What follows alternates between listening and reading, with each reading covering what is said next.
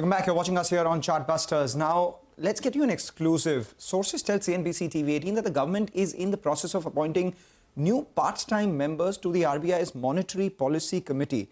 A few other developments are also in the works. Sapna joins in with the details of that one. Sapna, what is it that you're picking up? Hi. So basically, it's a 4-year term that's given to the part-time members of the MPC. And having said that, 4 years back sometime, early October was when the fresh members had come in, the current crop. So, keeping that in mind, the government has initiated the process of appointment of new members, and most likely it may conclude basically before the next MPC meeting, which is sometime, if I'm not mistaken, 7th October. So that's what is to be watched out for. That's one. Second, we are also given to understand that, the way things are in terms of the gold prices and all the actions taken in the past and the kind of liabilities that the government has done up on the sovereign gold bond scheme, future tranches are very unlikely.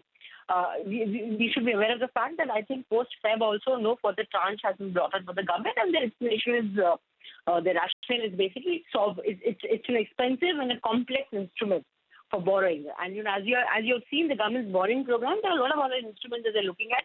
They're also looking at cutting down costs, bringing down the interest rates, making the yield curve more manageable. So keeping all of that in mind, LGB in terms of government borrowing, I don't think makes sense going forward. So most likely when the RBI government meeting will happen, H2 to decide the H2 borrowing calendar, this is something that the government will clarify on record. But as of now, it's a clear indication, no further tranches. Apart from this, very important, on the FDI front, there's a lot of action the government is taking. They are working out a lot of granular details. For instance, how to facilitate the smooth movement of foreign portfolio investors into FDI, basically. So the point here is that, many entities will be holding or reaching close to the 10% beneficial ownership, quote-unquote, cap that is there. So the point here is the government wants to facilitate their movement towards FDI. Now, not in terms of removal of the cap or dilution of the percentages, the thresholds, but in terms of the rules and regulations wherein maybe they don't have to go for a complete approval route again. There's a big process that's involved. So government is working very actively on that, and you can expect a lot of tweaks, a lot of gazette notifications, even in terms of your FMR relaxation. Some of that they have done in terms of cross-holding of shares, and just last week something has come.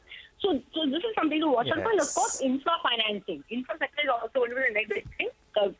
Consultation paper on cryptocurrency. So a lot of things are in the pipeline. Probably September, October is going to be a busy season for us as far as government economic policy is concerned. All right, Sapna, and we'll have you on top of that story. Thanks a lot for joining in and filling us in with that quick update. But on that note, though, we'll have to wrap up on this edition of Chartbusters. You stay with us. The team of Trading Hour is waiting by, and they come up next.